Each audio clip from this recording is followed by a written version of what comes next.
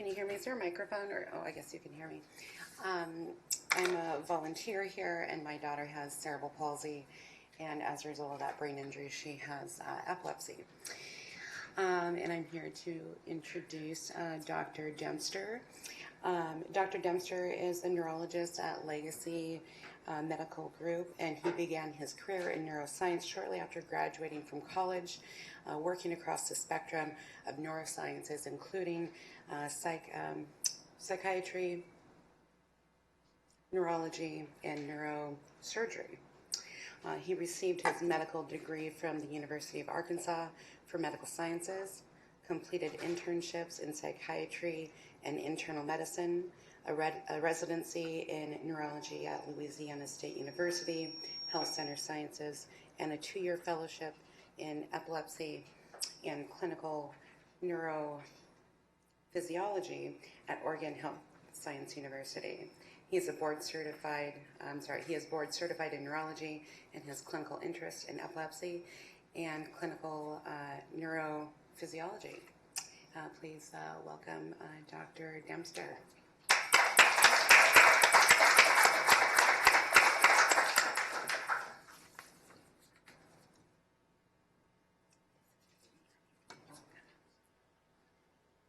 Okay, am I on? Everybody can hear me? All right, well, I want to thank the Providence Brain and Spine Institute and the Epilepsy Foundation Northwest for inviting me to this conference. Sorry I missed the one last year. This is a good talk and a good group, and I'm really glad that everybody is excited enough to spend a day like this inside listening to us talking about epilepsy. So my task today is to talk about anti-seizure drugs. And to keep my microphone on. So maybe I'll do one better than the other.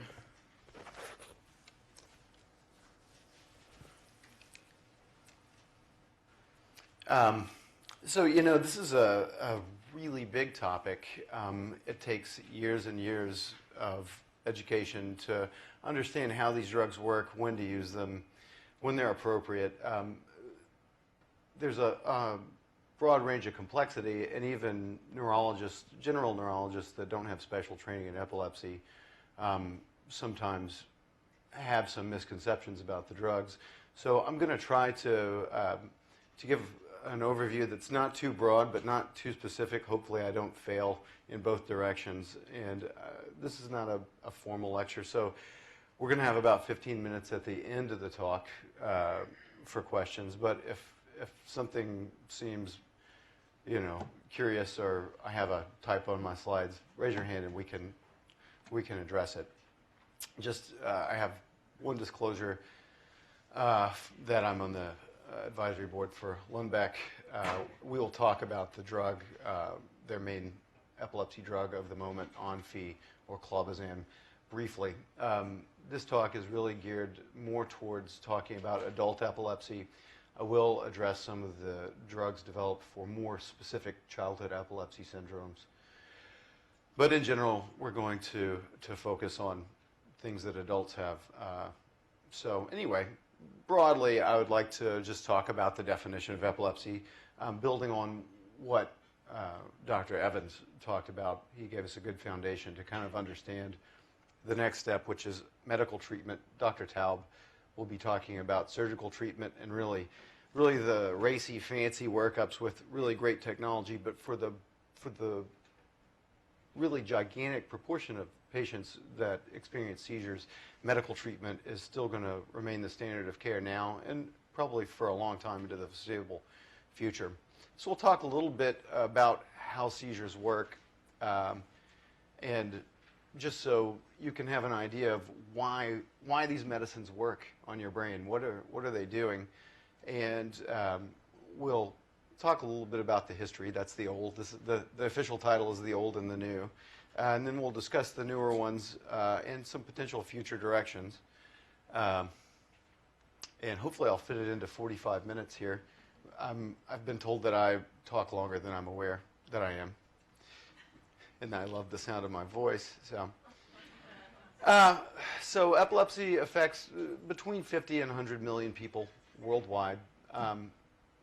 It's the numbers don't change from year to year. About 1 in 10 people will experience a seizure, and up to 10% of those people will go on to continue having unprovoked seizures or epilepsy. So, two important operational definitions. Epilepsy is defined by our worldwide body, the International League Against Epilepsy, or the ILAE, as a transient occurrence of signs and or symptoms due to an abnormal or excess amount of synchronous activity in the brain. I think I typoed that. Remember that this is a definition that has to be super broad to get every kind of seizure into the diagnostic bin of seizure. Then epilepsy is defined as, or the proposed definition is, an enduring predisposition of the brain to generate epileptic seizures with neurobiologic, cognitive, psychological, and social consequences. So it's not just seizures. Epilepsy is not just seizures.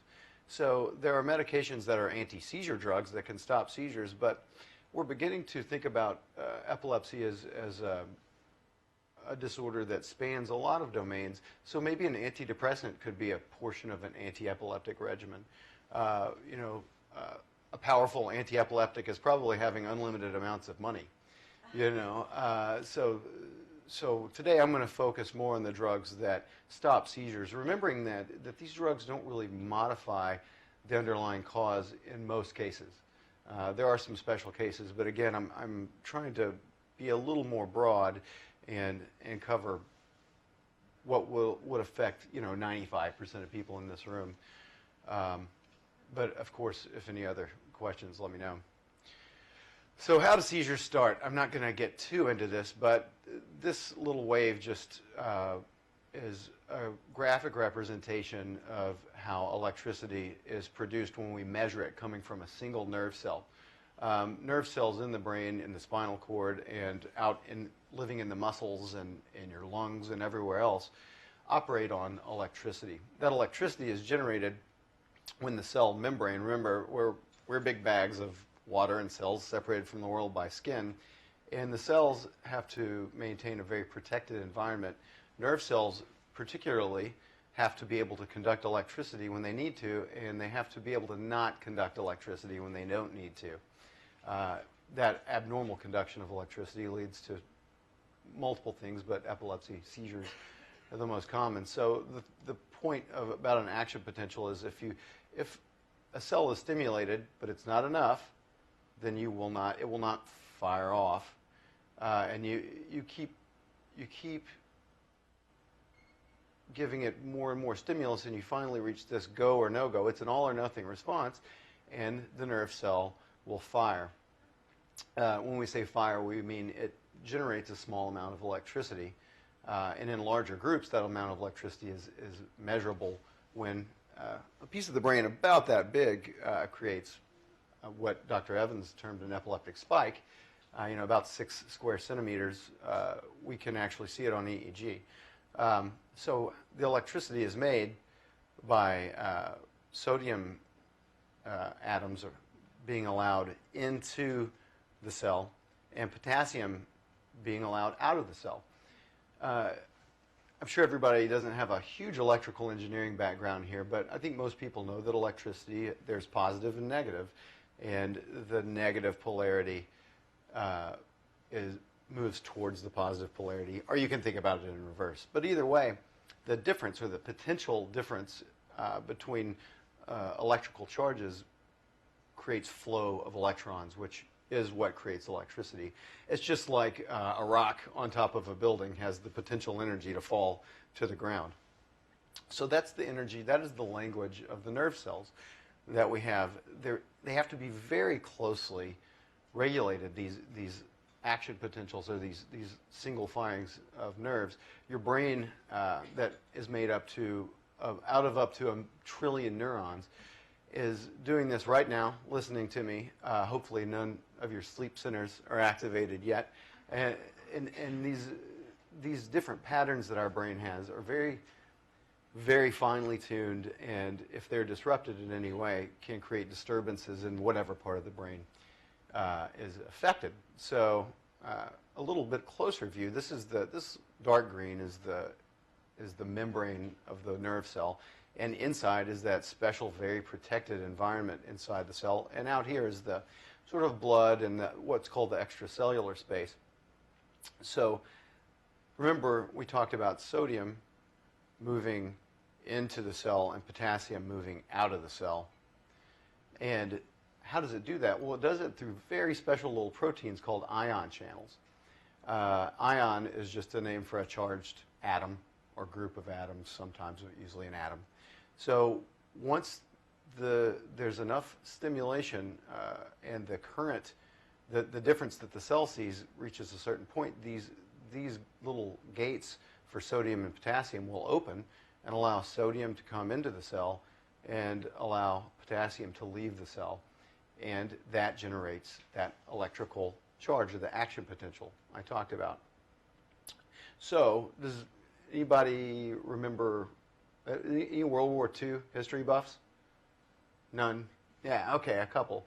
So there were some guys named Hayden and Huxley who invented radar, which was a big deal and helped Great Britain win World War II in the air. And after World War II, they kind of had this giant lab with nothing left to do, so they decided to figure out how nerve cells work. So they took nerve cells out of giant squids, and with really pretty primitive stuff based on, compared to what we have today, they learned how these work. So these channels became obvious targets for therapeutic agents.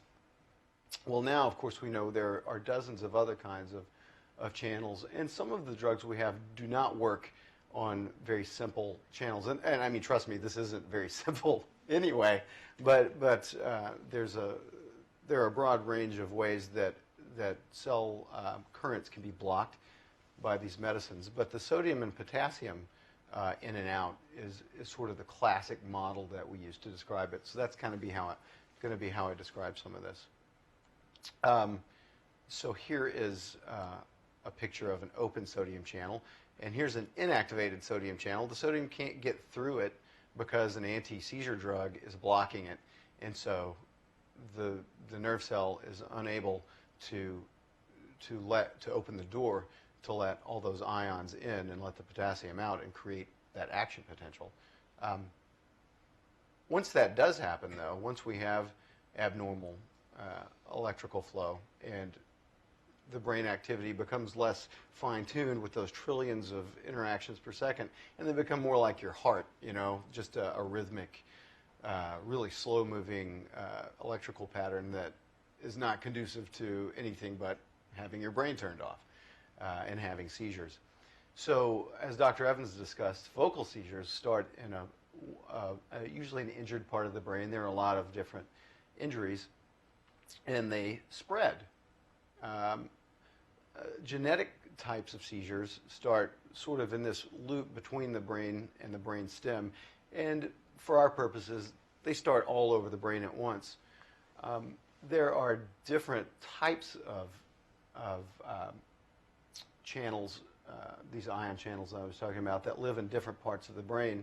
So different drugs need to be matched to different kinds of seizures. Some drugs work for all kinds of seizures. Those are called broad-spectrum drugs. Some drugs are very specific for these genetic types of seizures. Some drugs we use for focal seizures can make genetic seizures worse, and some that we use for genetic seizures do basically nothing for focal seizures. So finding out what kind of epilepsy people have it can often be very important. It can be another reason that we put people in the hospital. What we do know about most seizure types, focal seizure types, is that our drugs aren't very good at stopping those seizures from starting. What a guy named Gene Ramsey did at the VA when, believe it or not, the Veterans Administration used to fund really great neurologic and epilepsy research. And what he discovered was that almost all of the epilepsy drugs that we have are pretty much equal at stopping that spread of seizure to the other side of the brain, which results in a generalized tonic-clonic seizure. Now, we don't really buy into that too much because we know that some drugs are probably more effective than others, but statistically, these drugs will all stop people from having grand mals, all other things considered. And that's really important because generalized tonic-clonic seizures are the most frequent killers, and the risk can be up to 1 in about 110 if you've had active seizures in the last few months. It's usually not that high for most people. It's more in the 1 in 1,000 range. But still, stopping propagation from the little angry area to the rest of the brain is very important. So again, the medicines broadly can work by changing the way that these channels work. It doesn't just turn them off. Sometimes we can turn channels on, like we'll talk about later with some of the newer drugs. So what are the old drugs? Well, bromides is the classic. We're aghast at this now. These were horribly tolerated drugs that didn't work very well. They were used for everything, and they're actually still given to dogs for epilepsy. You have to prove that your dog still has seizures on drugs that are more than 100 years old before you are allowed to prescribe them newer ones. Anyhow, these bromide drugs were sold for everything. It's a pretty offensive list of conditions, and they caused horrible acne, fatigue. They actually, in some cases, killed people. There was no monitoring the dose, and nobody knew how much to give. This was what we had. This was better than anything else that was around, besides, maybe cannabis in a few studies was used, and that goes back 5,000 years. And Dr. McBurney is going to address that more. That's kind of the hot topic that I'm sure a lot of people are eager to hear about today. So then in 1912, a guy named Alfred Hauptmann took a relatively new compound called barbituric acid, and he's kind of a scary looking guy, so I'm going to get off of that. Took this drug and developed the most effective and well-tolerated treatment for seizures that the world had ever seen. And Bayer Labs, who invented it, the guys who make your Bayer aspirin, in I think 1902, von Bayer actually invented the drug. I may be off a little bit. They invented that, but they started making insane amounts of permutations, and by the 30s there were dozens of different derivatives of phenobarbital that basically acted faster or slower and could be given by different routes. There are still two that we still use today, phenobarbital and misaline. We kind of look down our noses at phenobarbital a little bit, but it is still the most effective, cheap drug for treating epilepsy worldwide. In the U.S., we have lots of problems with epilepsy impacting quality of life, but in the developing world, there's a lot of stigma. People think that getting the saliva of an epileptic person during a seizure on you can cause it. When people see someone having a seizure, they run away. They're not allowed out of the house. They're not allowed to go to school. So phenobarbital, with all its problems, is chemically stable from the North Pole to the South Pole, costs dollars a year to treat people, and is, along with aspirin, the only 100-year-old drug that we still use. So between 1912 and 1938, it was phenobarbital, and people were glad to have it, but imagine that you had a seizure and epilepsy, and there was nothing else to take. So it was a gigantic deal when some of the giants of neurology at Columbia University, Dr. Houston Merritt and Dr. Tracy Putnam, found a drug through a new development model they'd found, which is basically that you shock rats really hard and give them lots of different things and sort of see what sticks. Sort of the spaghetti method of finding new seizure drugs. They would just kind of give whatever compounds they thought might work and try to induce seizures and see if it worked. They invented a drug called diphenylhydantoin that we now know as phenytoin or Dilantin, which even into the 90s had 95% of the anticonvulsant market. They invented this drug or discovered it in rats, and within 6 months had this drug to market treating patients in the U.S., which obviously ain't happening ever again, probably for the better, but it illustrates the striking difference between the sometimes decades of development and testing we have now. So Dilantin came along. It was a huge deal. Dilantin and phenobarbital probably are still the strongest combination that we have to stop seizures, at least focal seizures. Even though it may be as strong as anything else, there are a lot of good reasons to not use it, and we don't. But there are still patients who rely on that combination.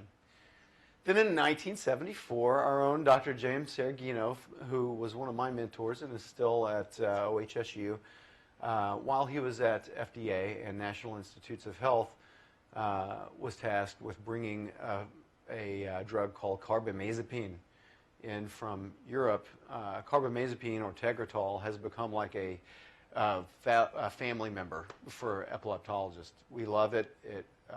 It's phenytoin is a real bear to use. Again, as Dr. Evans noted, it can still be very effective for people, but it can be very toxic. It doesn't play well with other drugs, as carbamazepine also doesn't. But it was a gigantic breakthrough. And think about those time periods. So the 1800s, 1912 for phenobarbital, 1938 for phenytoin, and then really nothing besides that until 74. There were different dosing regimens for people with intractable seizures. They would give you a dose of phenobarbital with Gardinal, a drug that would get into the blood faster, and a drug that was the same thing that would be released slower.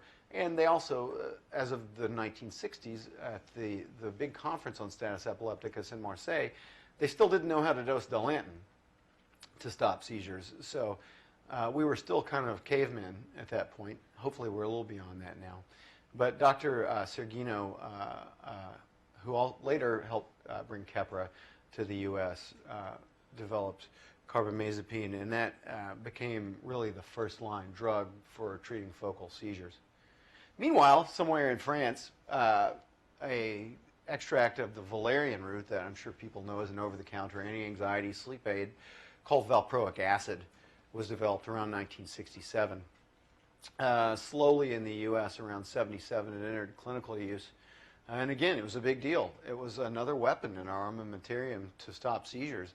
And in fact, not far from where I did my residency, a very beloved neurologist who mentored a lot of epileptologists and still has a fellowship in his name to train general neurologists and epileptologists, named J. Kiffin Penry, went to this giant facility that we still have where thousands of people with developmental abnormalities and epilepsy stay, and took them off of a big group of people off of all their medications. They may be on, these people would be on 3 medicines, the 3 that we had, maybe 2 forms of barbiturate, and he put a group of people on just valproic acid, which we now do not regard as the most friendly drug, but compared to the combinations available back then, it wasn't so bad, and it's still not so bad. And found out that people did much, much better in terms of side effects and seizure control. And this is like Moses coming down with tablets when this article came out, that you have to strive for monotherapy. People do much better on monotherapy, but sometimes you have to use 2 drugs. So anyhow, the advent of Depakote and into the 80s brought us this idea of monotherapy. And if any of you have experience with neurology or seeing epileptologists or neurologists, you may note that most people will try to get you on one drug instead of these cocktails of multiple anticonvulsants. And there are a lot of reasons that we'll talk about a little bit later. And there's Dr. Penry. So not until 2007 did we have any information to look at these drugs against each other. And by this point, a lot of new drugs were on the market. A lot of people know about gabapentin and Keppra, Topamax. There are a lot of names, and we'll look at those. Lamotrigine, which is a lot of our favorite now. SANED was a study that the British did in their outpatient clinics, neurology and epilepsy clinics. And they compared carbamazepine, which was, and other enzyme inducers, but basically carbamazepine, to newer drugs that were mostly not enzyme inducing, or drugs that don't use your liver to be metabolized, which can lead to a few problems for people. They compared carbamazepine to gabapentin, lamotrigine, Topamax, and oxcarbazepine, which is a newer version of carbamazepine. It had two arms. We'll talk about Arm B in a little bit. But Arm A was focal seizures, 1,700 patients, more than 1,700, which was and still remains a very big study that gave us reliable numbers and power to say that the results of this are probably pretty valid. What happened was that we found that lamotrigine worked just about as well as carbamazepine. So Lamictal or lamotrigine didn't win, but it was much better tolerated. People, and that's a very important thing when you're asking someone to take a medicine every day of their lives. It's really important that they don't get dizzy or take a nap, after each dose. And this really solidified what a lot of people were realizing was that lamotrigine was working a lot better for their patients in terms of just quality of life, feeling better, having more energy, having less drug interactions to worry about. One of the caveats with this study that it was unblinded, so everybody knew what the patients knew what they were taking, the doctors knew what they were taking, and we're not sure how many patients were on immediate release carbamazepine instead of the extended release, which has been a major breakthrough as well. It's old, but it's very important. Two other randomized trials with flexible dosage showed that there was no difference between sustained release carbamazepine and Keppra levetiracetam in efficacy or tolerability, and there were similar results with another drug called Zonegran or zonisamide. So the takeaway is that these drugs aren't really night and day different from each other. But it doesn't mean that they're all created equal, because again, epilepsy is more than just seizures, right? It is quality of life. It is social consequences. It is cognitive consequences. It is economic consequences. And then what about genetic epilepsies? Remember the slide where I showed the seizures that start all over the brain at once, starting in the brainstem, that have a different mechanism? On a brainwave test, they look a little bit like this. They kind of over the center front part of your head usually they start, and they have different expression. It's probably less than 20% of people with seizures, somewhere around there. So it's something that we pay attention to. But as you've noted, probably from my talk, there are not a huge number of big, well-designed trials looking at the most common form of epilepsy. So genetic epilepsies are a little bit of the redheaded stepchild of epilepsy. There's just not as much funding and not as many patients. So SANED, Arm B, again, this big study done by the British showed that valproate or Depakote was superior to Topamax in patients with generalized or unspecified epilepsies. But, those seizure types, when people aren't sure what kind people have, they just have lots of grand mal seizures. That can be frontal lobe epilepsy, so that can be a focal epilepsy or a genetic type of epilepsy. But still, valproate showed itself to be the superior drug. But they also looked at genetic generalized epilepsies, and they found that valproate was superior to lamotrigine, both commonly used drugs. The conclusion from that study was that valproate is better tolerated than topiramate and more efficacious than lamotrigine, and should remain the drug of choice for many patients with generalized and unclassified epilepsies. And they noted caution for women of childbearing potential, which has exploded. It was easier to say that back then, and even a few years back at the American Epilepsy Society, there was a panel of women arguing between Keppra and valproate of which drug you use in a woman of childbearing potential, and valproate still won. A lot of us disagreed with that because you don't have to have a 12 gauge to, shoot a rabbit. It's not a very good thing to say in Portland, but you don't have to use the biggest gun in your armamentarium, especially when things like neural tube defects can happen. Up to 10% of women taking valproic acid will have some type of fetal malformation. They're not always major, but we also have some data that shows that the children born to those women may not do as well academically. Now, this is a confounded topic because women that have genetic epilepsies, there may be a subset of those that have children that were already vulnerable to genetic and intellectual abnormalities.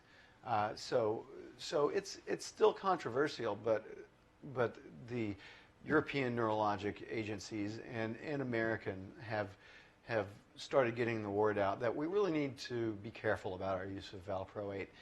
If you need it, it's a great drug, but if you don't need it, it could cause some unnecessary risk. For children who have the most common genetic epilepsy, which is childhood absence epilepsy, people think of it as a very benign syndrome. Little kids are breathing too hard, and then they start blinking their eyes, and then they're right back. That's an absence seizure, and it's usually a self-limited epilepsy form.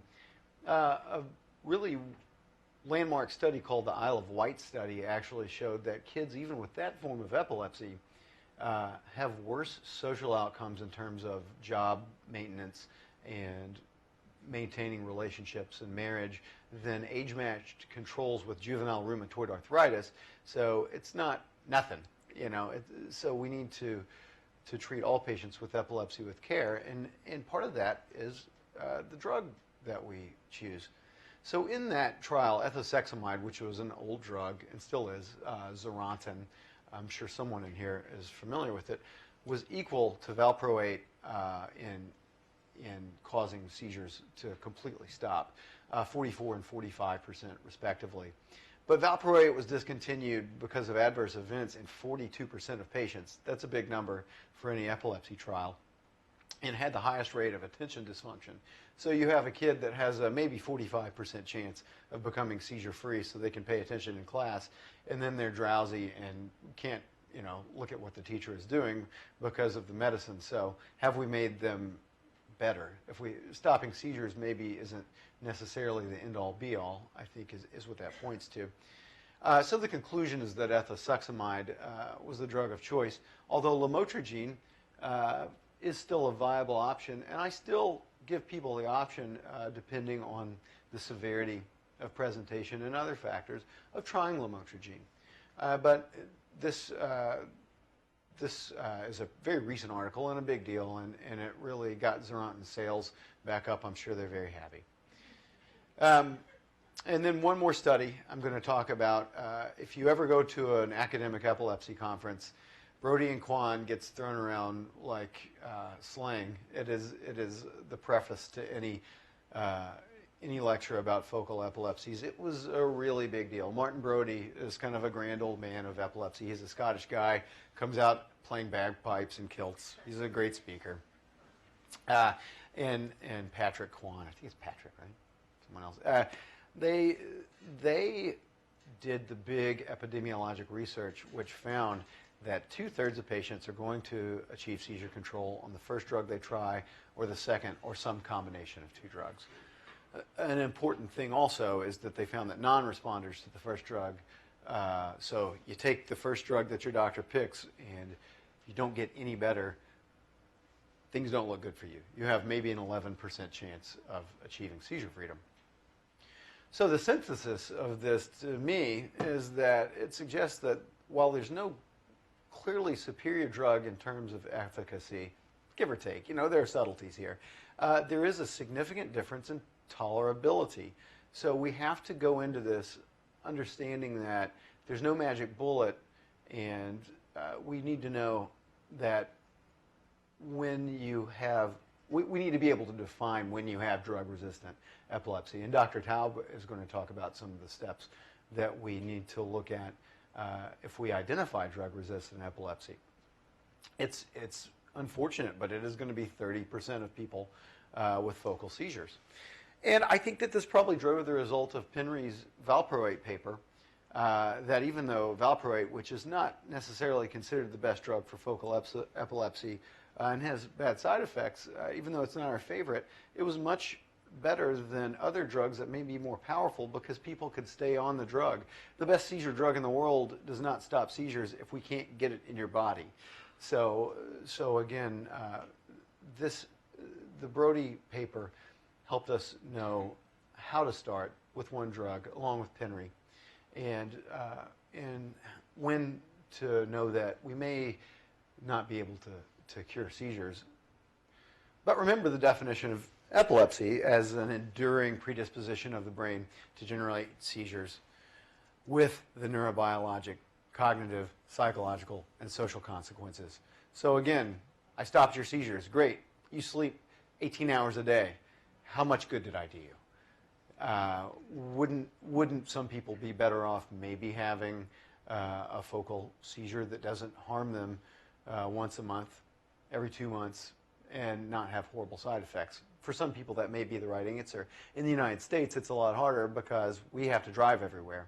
And the only definite thing, if you look at medication side effects, fear of seizures, fear of the stigma of epilepsy, the thing that definitely equates to a worse quality of life is not being able to drive in the U.S. And there are other things too, but it's a big deal. Other issues are the long-term harm. A recent SUDEP study group, this was just published in Epilepsy Currents, which is it was a summary of a couple of work groups, showed that there is definitely a trend towards more stroke and heart attack with the older drugs. It doesn't mean you need to come off of them, because if that's what works for you, then your odds of being injured or killed are much higher off of the drug. But it means that we need to probably, when we can, move people towards newer drugs. So taken together, this is a complex web of information that we need to use to make the decision about what drug is right for you. What's the right drug to start first off? What drug do we move you to? And again, the quality of life issues include depression, which is 10 times more common in patients with seizures, weight gain, weight loss, hair loss, tremor, fatigue.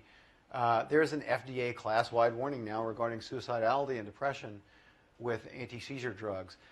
This is based on a lot of bad science. It's been partially debunked by a good VA study that showed actually that patients that were in psychiatric crises had a decreased risk of suicide after starting a couple of these drugs, I think including trileptal, which is also used commonly by psychiatrists. Topiramate had an increased rate of depression compared to carbamazepine. In other trials, carbamazepine may show itself to be the strongest drug against focal seizures, although it doesn't really reach statistical significance. So again, taken together, this just shows you how hard it is to pick these drugs, and it means that we are desperately in need of more drugs because we have 50 million people with epilepsy, and so a one-size-fits-all approach is not going to work. So here's your menu. Dr. Evans and Taub and I and other doctors are here to help you navigate the menu. Hopefully it's not exactly that permissive, but this is the list of what I could remember of FDA-approved drugs, and I'm going to just go through them and give you sort of my little takeaway kind of pearls from it. I'm not going to give pharmacodynamic data. I'm going to give you a little bit about the mechanism, and if anybody has questions about these, let me know. And I really want to take a few minutes to highlight the newer ones. So defining old and new is a little bit tricky.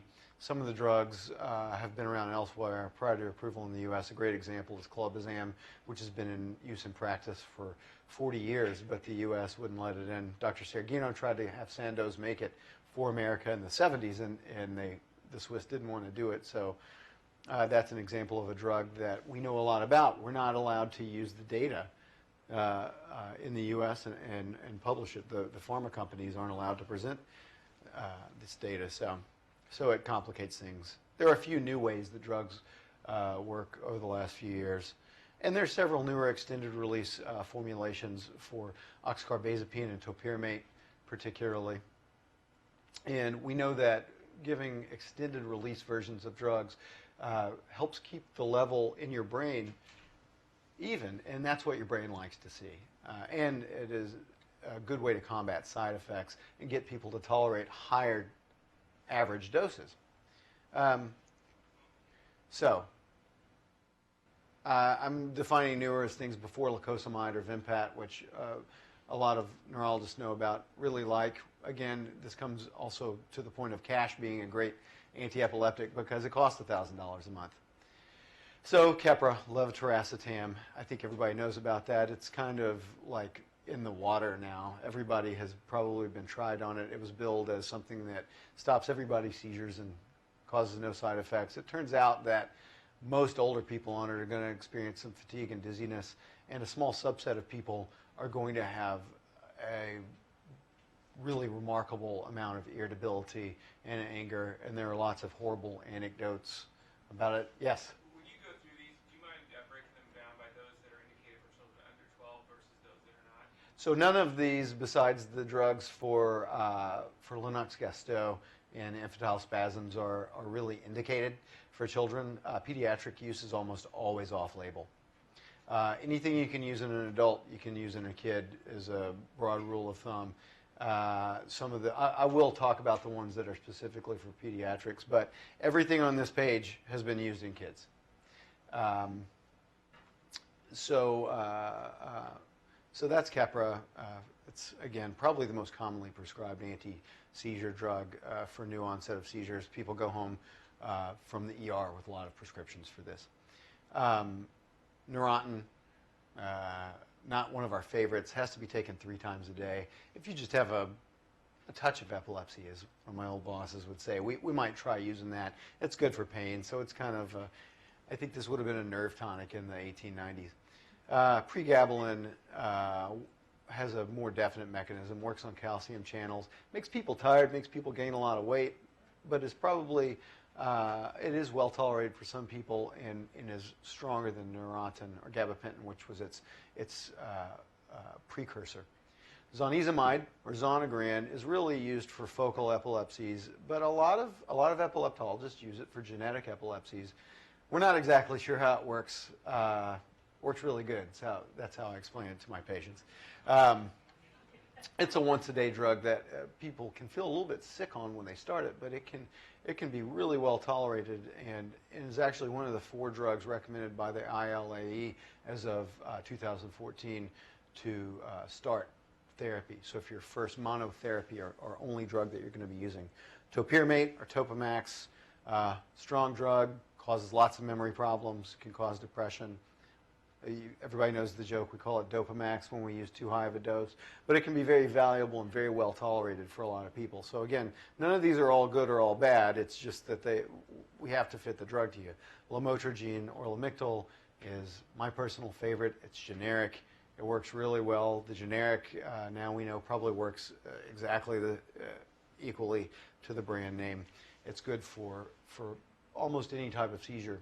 It can make you have more muscle jerks if you have what are called myoclonic epilepsies, that part of the manifestation is myoclonus. So can gabapentin and maybe pregabalin. Rufinamide or Banzel was introduced a few years back to help drop seizures in Lennox-Gastaut, and has also gotten approved for use in people with focal onset seizures. I'll tell you, rufinamide is less than impressive for the treatment of focal onset seizures, and compared to the other drugs available for drop seizures, it is less than impressive. It is a good augmenter to valproate for kiddos that have really catastrophic epilepsies that have to be on Depakote and are very tired from it. The rufinamide will wake them up. So I think that is a good way to use that medication. Felbamate, oh, it's such a sad story. A lot of neurologists and families too, they loved Felbamate. Unfortunately, it was developed as a drug where you didn't have to check any levels or blood work, and then a few people suddenly died of liver failure, and they got a black box warning. And suddenly all these parents got a call from their pediatric neurologist that we have to take your kid off Felbamate. It turns out that it's no more dangerous than valproate, but there was a big knee jerk. People got really scared, and I think a lot of people lost a really valuable therapy. I will still use Felbamate in certain situations. It plays havoc with levels of other drugs. It can cause weight loss. It can make people pretty activated, sometimes activated to a point that is not good. But for a lot of people, it can be great. But this was being prescribed as a pick-me-up, for headaches, for weight loss. So it was vastly overprescribed. Now you have to sign your life away. You have to get blood work every month for 6 months. So it can be a barrier to use, but still, again, can be a really valuable drug. Tiagabine, or Gabatril, makes EEGs look really funny and scary, and it has very weak efficacy against focal seizures. It costs a lot of money. I don't know, beyond people that somehow were stable on it in the 90s, there aren't a lot of people being started on Gabatril. Again, if you're a neurologist or you have a family member that would like to try Gabatril, it may be appropriate. So I don't want to poison the well with any of these. So the newer, hard to call lacosamide new, but I just had to give it a second plug. It's so easy to use. It is what Keppra promised to be, which is a drug that can be started pretty quickly, doesn't really have any significant drug interactions, and works in a new way. It still works on those sodium channels we talked about, but on a different flavor of sodium channel. So it is a good example of a way that you can get a higher dose of a drug into someone and get better seizure control. It doesn't work pound for pound any better than phenobarbital or carbamazepine, but it is so much less toxic. It costs $800 a month. Vigabatrin is a drug that has been in use in other countries for the treatment of infantile spasms, or West syndrome, which is a catastrophic childhood epilepsy that often progresses to what is called the Lennox-Gastaut syndrome. They are now pushing it for the use of focal seizures. Somehow, when I tell my patients they have a 30% chance of permanent vision loss, they're not really excited about it. And so it has been deemed sort of a drug of last resort, even though the visual field restrictions that it causes are probably not symptomatic, probably mostly happen in people with pre-existing eye problems, and there's certainly the ability to have very frequent ophthalmologic checkup to see how you're doing with it. So it may work, but it has been presented to me by the company as a miraculous drug I need to put all my patients on, that only costs $55,000 a year and may make people blind. So that doesn't. It ain't like selling electric cars in Portland. So ezogabine, which was pretty promising, also called retigabine, instead of blocking channels, it increases the flow of potassium into cells to give it a little more reinforcement against excitation. It makes people turn blue. If there are any huge Smurfs fans, or the people from Kentucky, the blue people. Anyway, people may love it. I have patients on it that it has been a life-changing drug. Has stopped dangerous and disabling seizures. It does pigment the part of the eye, the part of the retina that helps gather light, and we don't know what the significance of it is. So although it also has been labeled a drug of last resort, I don't think that's really fair. I think we have enough monitoring, and it can be valuable enough for enough people that, again, we need to consider it.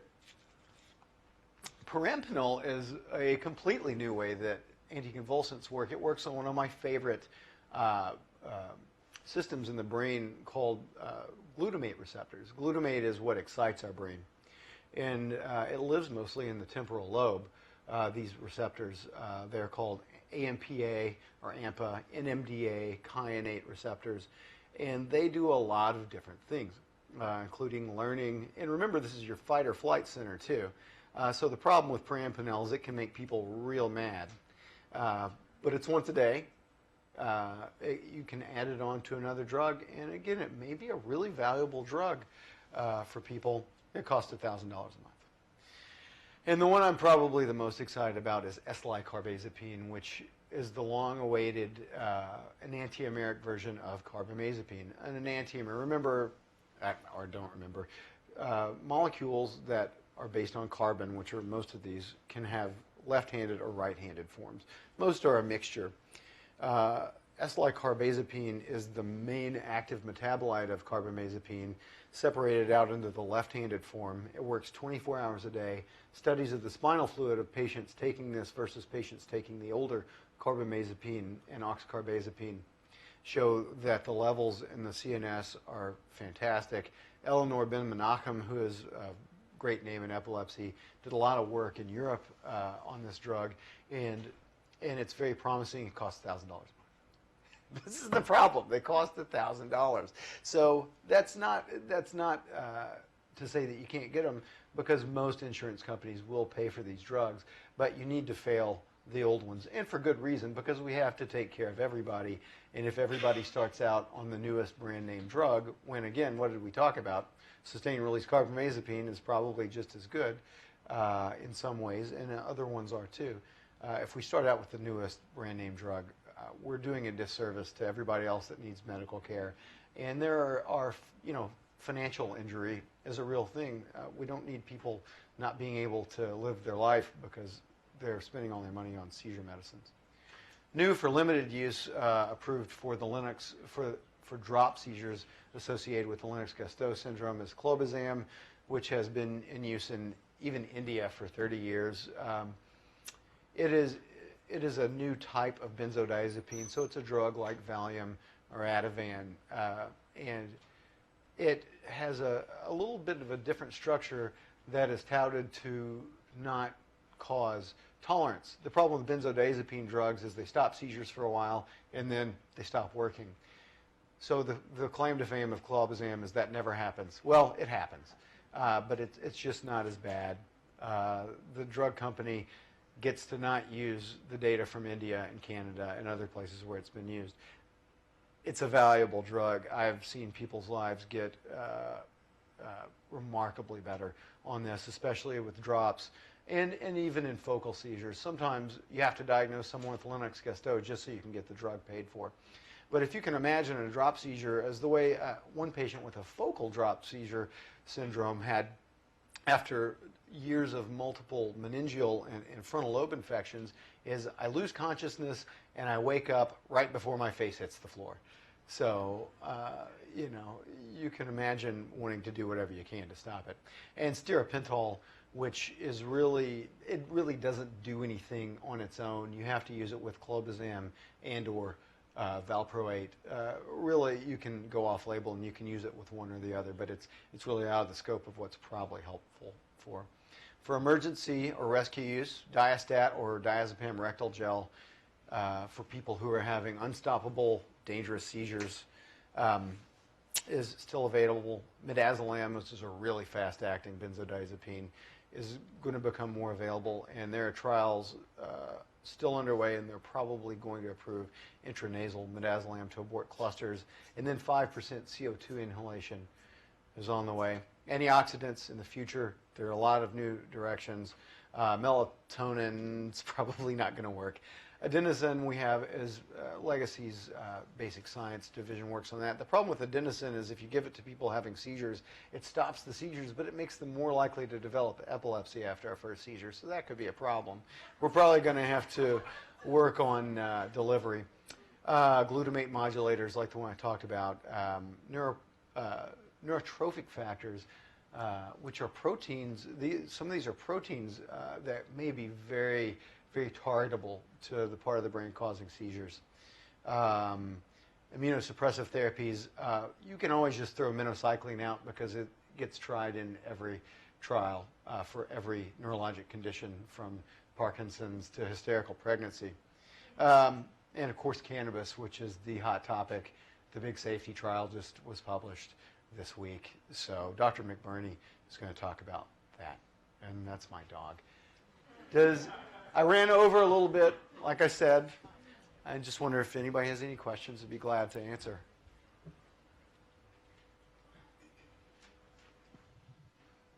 Two quick questions. One was, you're talking sodium and potassium. Does diet have a high sodium diet affect people with? So that's a good question. I've had patients demanding that I check their sodium and potassium levels after seizures. The brain is a very protected area, and the blood vessels around the brain only let in certain amounts of anything that's circulating in your blood. And beyond that, the nerve cells that are surrounding the neurons create a very sheltered environment so that the brain really always sees the same level. Now, really dramatic disturbances in sodium or potassium, if the level gets really, really high or really, really low, can cause seizures. But overall, trying to modify sodium and potassium beyond just having a sensible diet is not effective. And if you do have seizures that are provoked by abnormal sodium and potassium, you don't have epilepsy. So you have a kidney problem, and you need to see a nephrologist probably. The second thing was you started off monotherapies, the ideal situation if possible. Right. My son was diagnosed at 15, and Lamictal seemed to work for him. His late teens and early 20s, like many young men, his last big seizure, he went out and got drunk, and they prescribed a second one, zonisamide. So he's on the two of them. But he's now 25. He doesn't drink. He doesn't do some of the things he did then.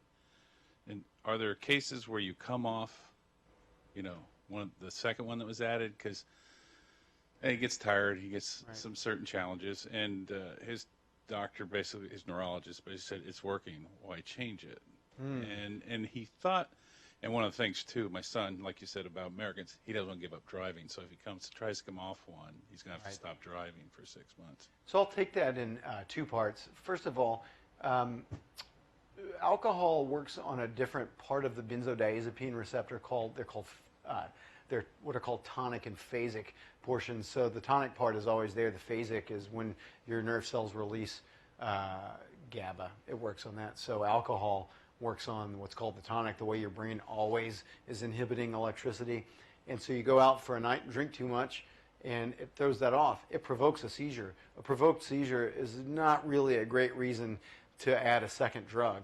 And in fact, at best, you would argue that you would probably, and I don't know the specifics, so I don't want to second guess the neurologist, but lifestyle modification is important. Now, if you got someone that is having dangerous seizures and is not going to stop drinking, you probably have to do what you have to do. The second part is coming down off monotherapy. Yeah, I think it is. We always need to be revisiting our therapeutic strategies, and if patients aren't tolerating drugs, we need to try to do something. We may not succeed, but we need to try. Epilepsy has consequences, though, and one of the consequences is that driving may be restricted. I have to tell my patients, look, I understand you want to drive, but this is your life. We live in a world where you can get help. There's good public transportation. It's often a family decision, and I don't have patients make the decision in the office, but go home, use your social support structure, see what you can do, because it is absolutely a fact that coming off of a medication, especially a long-acting medicine like zonisamide, you're going to need a good amount of time to do it, but we should absolutely strive for monotherapy. Yes, sir. Yeah, we have a son who's been taking Felbitol, and the issue there, as you mentioned in some of the other drugs, has to do with the cost. And I've done some looking around about this whole process and spoken to the people at Meta, and there's a generic called Felbamate, which they claim is entirely equivalent to the Felbitol. I don't quite know. I don't know if you can distinguish between the two, or if there are versions of the generic that may not be at the right dosage and all this kind of stuff. Mm-hmm. The question is, how safe is it to switch from the name brand to a generic and be assured that you're not going to have a problem with it? So that is a good question, and this was a really hot topic when more generics started coming online. Basically, generics have to pass a bar of equivalence to be approved by FDA. A problem can be that the formulation of a generic changes. For Dilantin, it may change every month to 2 months as the lowest bidder comes online. A recent study with lamotrigine, which was the biggest pharmacokinetic study ever done and the most strict, showed that they took the the weakest generic, so for a 100 milligram pill, you got maybe 89 milligrams, and the strongest generic, so for a 100 milligram pill, maybe it had 101 milligrams, and brand name lamotrigine. I know I'm not talking about felbamate, but I'll get there. And looked at it, and they all had the same kinetics. They all worked equally well. So what we know is that these have been demonstrated to be safe. However, the risk for seizures is when you are transitioning. Often, if it's going to happen, and it just doesn't happen that often, people may have seizures when they're transitioning from one to the next. If you're from the name brand to the right from the name brand to the generic, or vice versa, so you want to make sure that you're getting the same thing, you're taking it at the same time, and your neurologist may want to take levels and make sure that the levels are about the same, especially before you start driving. Thank you. I think I had someone over here for, and I'm probably gonna. I've got 1 minute. We'll save some more questions. We have a whole hour. Yeah. Oh, sorry. My daughter's on carbamazepine. She's 7 years old. Can you talk about Aptiom as an alternative in children? So Aptiom is going to work the same. It is the problems that come with these drugs quickly, and we can come back to it later, has a lot to do with the peak concentration that they reach. And Aptiom works a long time. You can take it once a day. And there is some suggestion that it may have another mechanism beyond what carbamazepine does. It definitely has has better tolerability. Definitely, probably. It definitely has better tolerability, and it probably induces less of the toxic things that can cause some of the blood problems. So that would be ideal if someone's not doing well or having side effects. I think Aptiom is going to be a very good drug. It just came out, and we want to vet it, especially before we start giving it to kids. But if you can afford it, it's probably a very good alternative to carbamazepine.